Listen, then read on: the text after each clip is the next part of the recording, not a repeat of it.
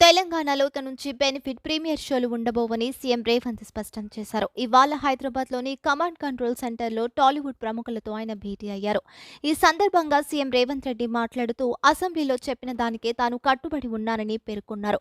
సంధ్య theatre తొక్కిసలాట ఘటనలో ప్రాణాలు కోల్పోవడం వల్లే ప్రభుత్వం విషయాన్ని సీరియస్గా తీసుకుందని అన్నారు. ఇక నుంచి రాష్ట్రంలో బెనిఫిట్ ప్రీమియర్ షోలు ఉండవని తేల్చేశారు. అదేవిధంగా స్పెషల్గా సినిమా టికెట్ల రేట్లు పెంపు ఉండదని స్పష్టం చేశారు. అదేవిధంగా పార్టిసిపేట్, ప్రమోట్, ఇన్వెస్ట్ విధానాన్ని ప్రతిపాదించారు. తెలంగాణ రైజింగ్లో భాగంగా తెలుగు సినిమా ఇండస్ట్రీ సోషల్ రెస్పాన్సిబిలిటీతో ఉండాలన్నారు. టెంపుల్ టూరిజం, ఎకో టూరిజంను ప్రమోట్ చేయాలన్నారు. శాంతి భద్రతల విషయంలో రాజీ లేదని పేర్కొన్నారు.